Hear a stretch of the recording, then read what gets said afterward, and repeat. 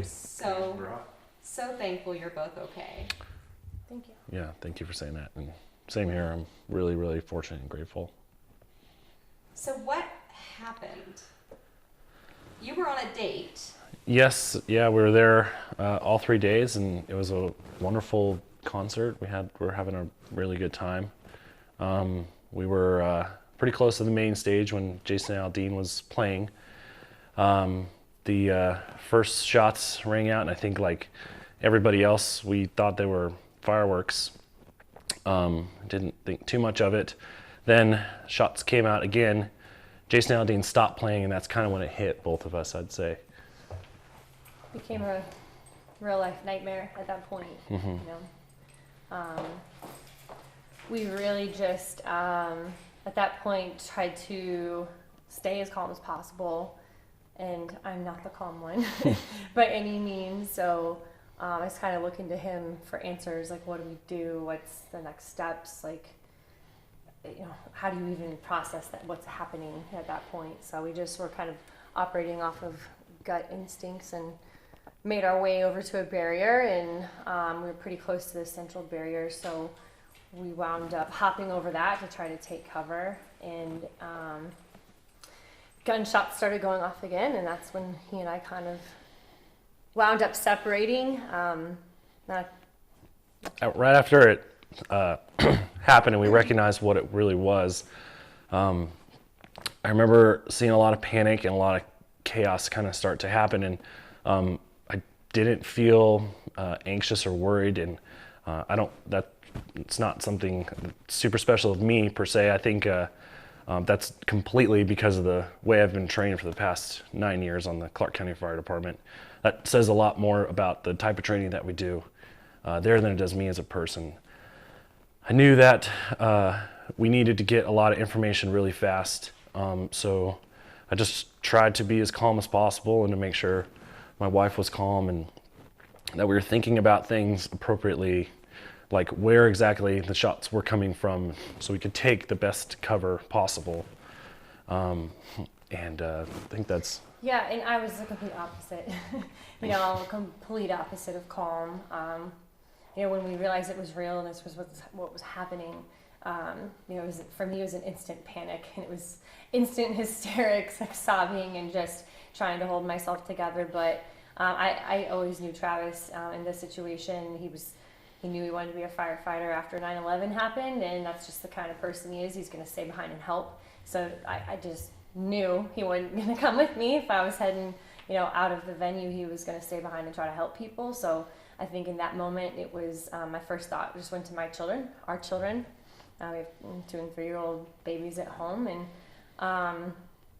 that's when it got real scary. I just wanted to leave. I wanted to be out of there, and just if I could just disappear and show up at home. That's obviously what we do. But so he hopped back over the barrier and started doing his thing, and that's where our stories really took 2 different turns. Did you ask him not to? No, I don't think I did. I think I just said, okay, if, again, he's just the one who always kind of has the answers in situations like that, and,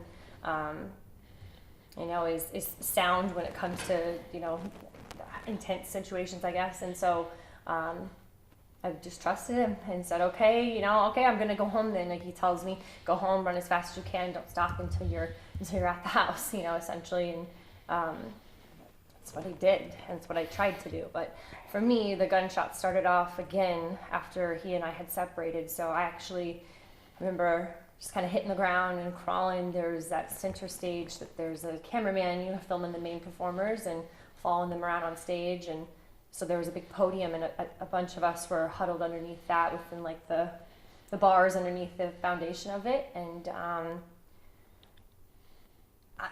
that part of the whole process for me, the whole experience for me, was the hardest, because we were sitting there, and I wish I knew who he was. There was a gentleman who I was again in hysterics, grabbed my hand, and we all started praying, and saying the Lord's Prayer just over and over and over again. And all I could think about was he's back in the midst of it all, and one of us has to make it home to our kids, you know? And so it's really where my motivation just stayed there the whole time. A level 10, you know, was not calm.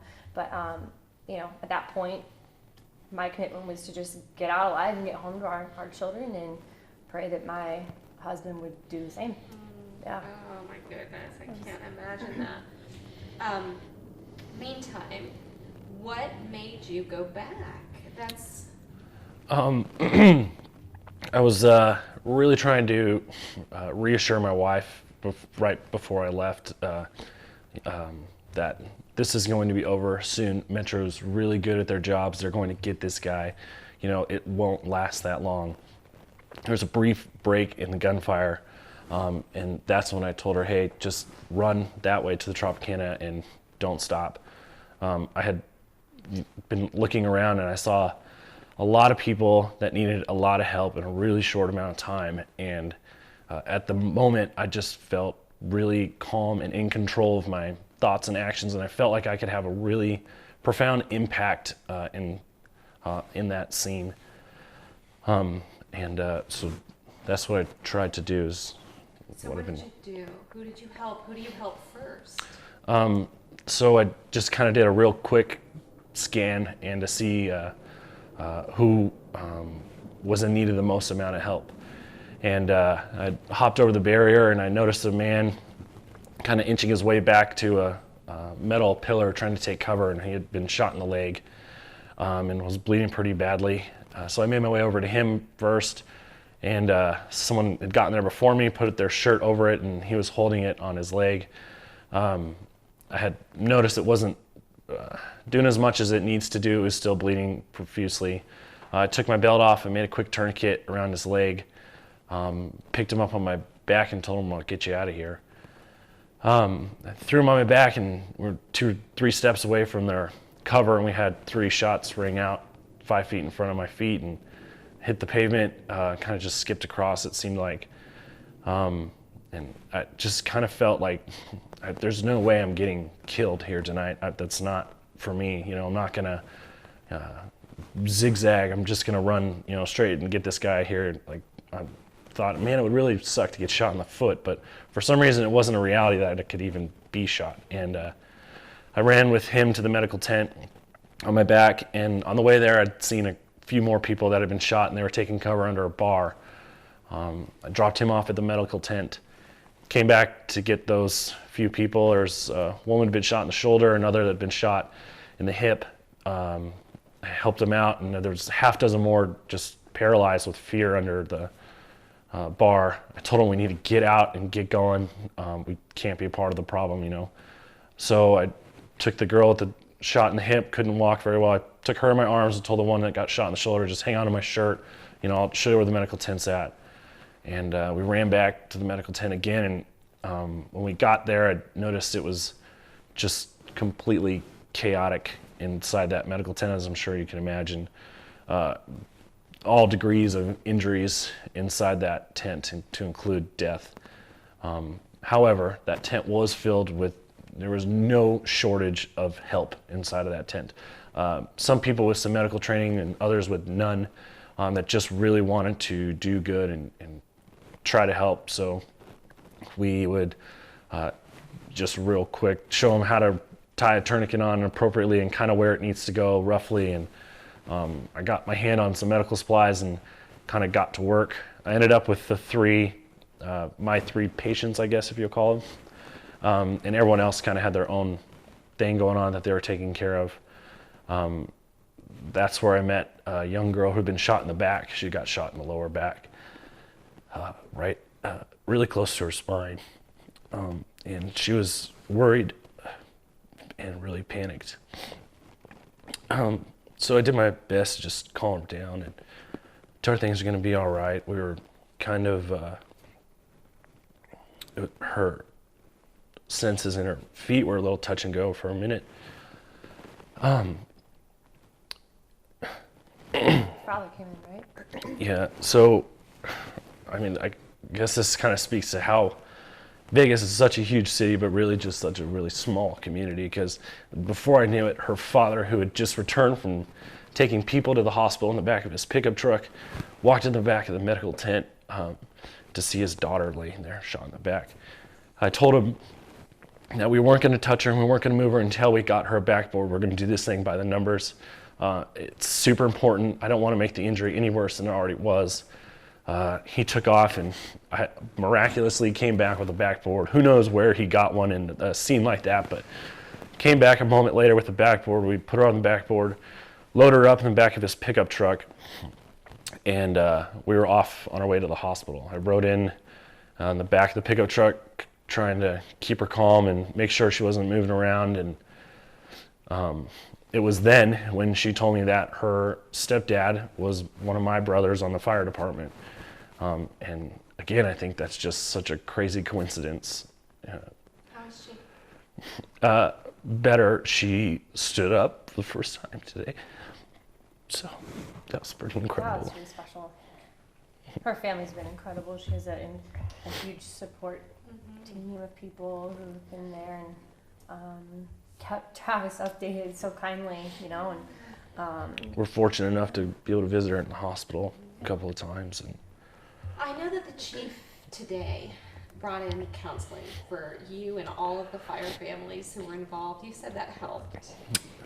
You also shared with me that it helped in an odd way going through it with your wife. yeah, obviously, if I had it my way, I wouldn't ever want her there. However, maybe it's a bit of a blessing that we got to experience this together.